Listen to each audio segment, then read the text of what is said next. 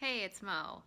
I am so glad you're here today. I'm always glad, but I want to talk about Viseart today, and I think this is such an interesting brand, and I'm not new to Viseart. I've been buying their products for, I don't know, 3 or 4 years at least.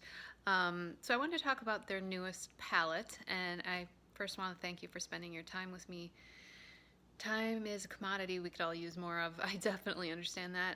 So I appreciate that you spend yours here. And if you're new, by the way, welcome, first of all. And I always say to new people that I use natural light, and the reason that I do that for filming is because I want to keep things as real as I can. You can see I've got lines, I've got pores, I've got a lovely scar right here. And this is real life, and this is a real face with real makeup, and that's kind of what I'm about. Just a real person who genuinely loves makeup. So today I want to talk Viseart, as I said, and this is their new Paris Edit palette. This is the box it comes in. That's the front. This is the back, which does have the names of the shades. Viseart does not put the names of their shades on the palette itself, so really this is the only place you're going to see them. So I don't find it helpful really to reference them when I'm talking about them, since if you're looking at the palette, you're not really seeing the names of the shades unless you have the box, actually, because they're not on the palette anywhere, as you can see.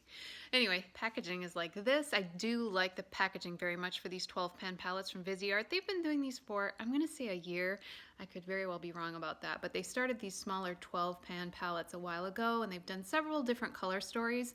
I only have one other one, actually. I like it, but that's the only one that really interested me until this one.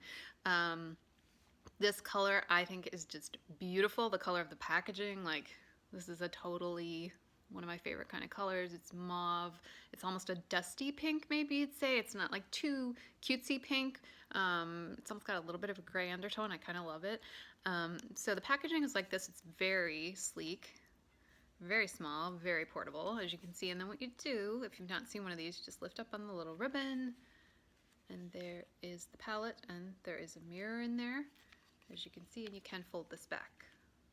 So you can use it almost like a little, kind of a little stand. They come with a plastic molded cover, which I appreciate, that it's not just a plastic sheet.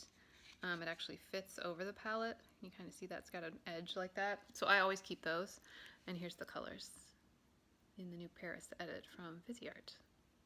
Cool toned palette. I was very excited to see that. I do have that on my eyes today. I'll talk in a little bit about what is on my eyes, what colors I actually used.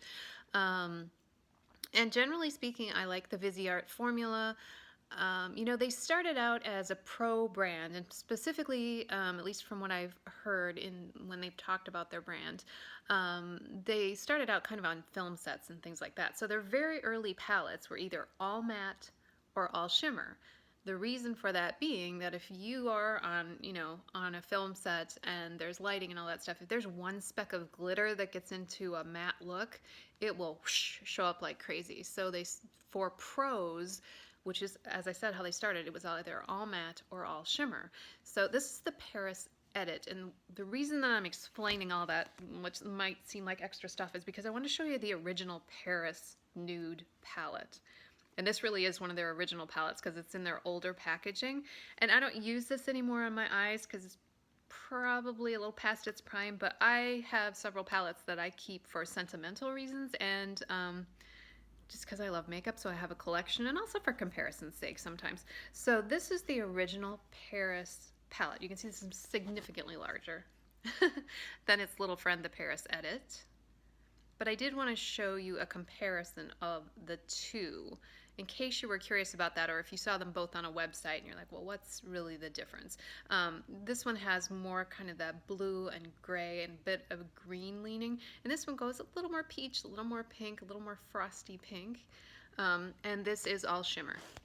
Because as I said, their packaging for pros started out like this, very utilitarian, no mirror, nothing. It's like, here are 12 pans of shimmer, which is what you're going to need on sets. It's in a heavy duty case, clear plastic, so you can see exactly what you're pulling out of your kit, that kind of thing. So when they became more consumer leaning, they still do pro work, of course, but consumers were like, hey, I like that makeup. I want some for me.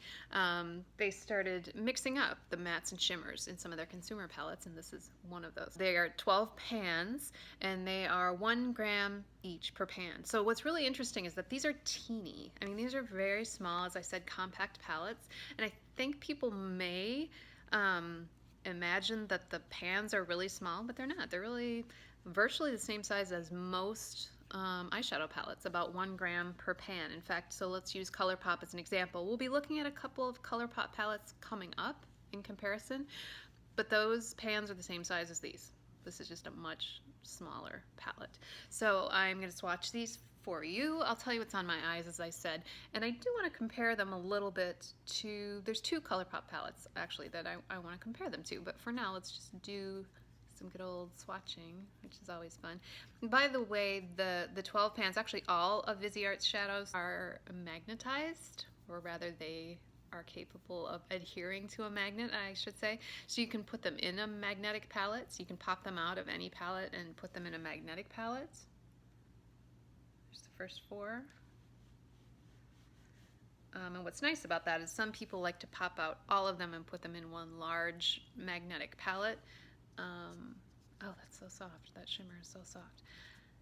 I would say, generally speaking, in my experience, Viseart is known for their mattes. People really, really like their matte formula. Some people think the shimmers are not shimmery enough.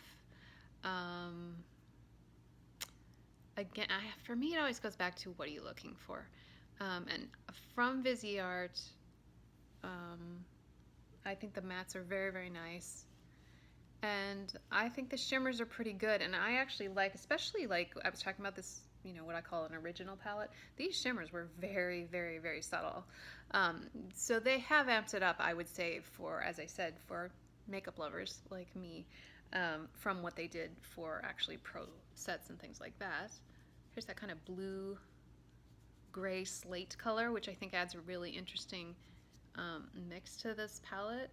It gives it some pretty depth and leans in that direction, and I like that. I like that choice to add that. And it's almost a purpley gray, but it's got blue. It's a very interesting shade. And there's the rest of the swatches. So there's the whole palette swatched. I'd say those are pretty consistent. I often mention that like lighter colors, like that very first one, because of my skin tone, they just don't show up in a swatch, but don't blame the eye color, just blame me for the fact that it matches and it's really not going to show up very well on camera. But I think this palette is very consistent in terms of quality. First of all, between these shades, it's not like here's a great shade and here's a shade that's not so good, but also across Viseart's kind of body of work, if you want to say that.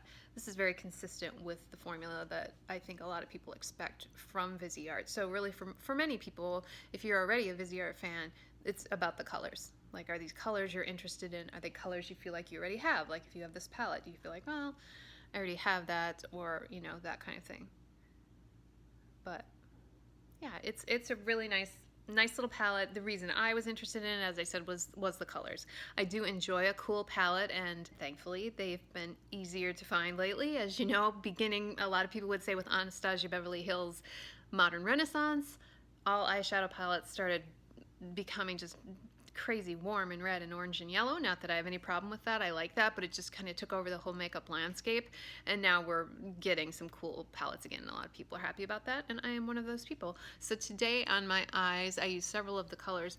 I went in first in the transition area with this shade right here, and then I kind of took that a little bit down on the outside, outer V, if you want to call it that, and I went in with this shade kind of on the outer third of my eye, and then this very pretty pink I did on the very inner part and the inner corner, and then I went back in a little bit with this to deepen up the outer corner, and then I really wanted to try this, like I said, this kind of slate blue gray purpley shade, and I added some of that out here too. So I just kind of messed around with a lot of colors, which is kind of fun, and I blended things out kind of up to my brow with this very, very pale pink, and that's the look. And as I often say, like, you know, I'm not a makeup artist. I actually don't want to be a makeup artist. As much as I adore makeup, I really love the products and I like using them on me and just experimenting with them and playing with them. I don't know that putting them on other people or creating art out of them would ever be my thing. So when I'm showing you a look, it's just like, this is a look that I would wear, that I am wearing today on a weekend, and that I'm happy with. And I think I used a pretty good representation of the colors so you could see what those were about. So here's the swatches again. Then I want to show you some comparisons. So when I ordered this, and I should have mentioned, I ordered this from Beautylish a few days after it launched. The palette is $39. I also did order with it one of their Moisture Boost lip shines. This is brand new from Viseart. As far as I know, this is the first lip product they have ever made. And I only chose one. I only picked one color, and the color is Fleur. And that's what I have on. It's a gloss. I mean, it's got that kind of definitely a grayish mauve tone, which for me is pretty close to neutral. So mauves kind of are my nude, if you want to put it that way. So that's why I chose this color. It feels very good. It's not sticky. It is a bit fragrant, and it's not like cupcakey, and it's not fruity exactly. It's kind of halfway between a flower and a fruit, maybe. I don't love it. It's not like bothering me. Like, I didn't really notice it much after I put it on, but you know, I certainly didn't buy it for the fragrance. But I like this.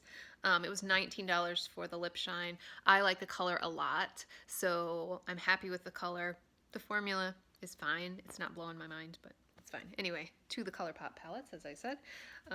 First, the reason I wanted to compare was because of Flutterby, and I thought Flutterby from Colourpop was going to be pretty close, because this is definitely a cool and neutral and mauve-y palette, as you can see. Now, what it doesn't have, it has a pressed glitter, which I don't care for, but it does not have that kind of blue slate gray. It has this, but that's more of a deep, cool brown.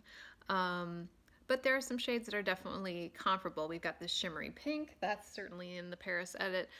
This is very much, this color called Wild Wing is very much in the color family of this Viseart palette as well. So if you want to lean more that direction, more the kind of pinky mauve lavender maybe direction, Flutterby might be a good dupe for you.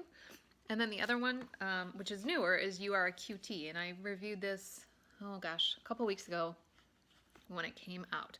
So when you compare these, there's, again, definitely comparisons, and what I want to compare definitely is this shade. So there's this kind of, it's called Kiss Me, and it's a bluish, grayish, shimmery shade.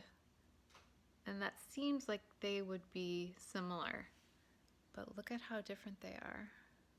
Isn't that interesting when you compare, like, actually swatch to swatch?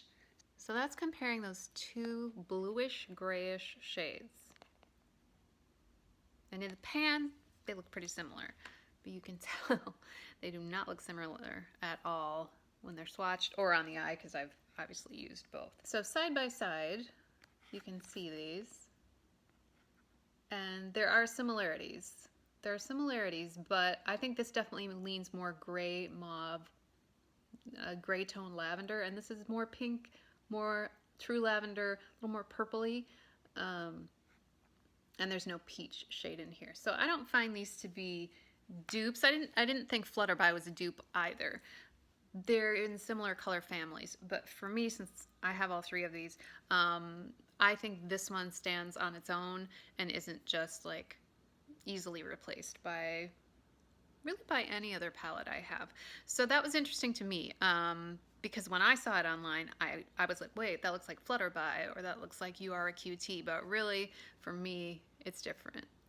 And I thought that might be useful if you're wondering about this palette, if you're a Viseart collector, if you're just someone who's never tried Viseart and you saw this online and you thought, well, maybe I could dupe that with a Colourpop or something else, and maybe you can. Maybe the shades you want are in those palettes. That's great. For me, these are different, and they're different looks, and it's a different vibe that I get from this palette. So I really do like the Paris edit from Viseart, and I like the lip shine very much. I love the color. Like I said, the formula, it's nice, it's not sticky, but it's nothing wildly out of the ordinary. If it hadn't been this color, I doubt I would have ordered it. So I hope that was helpful, because that is my only purpose here.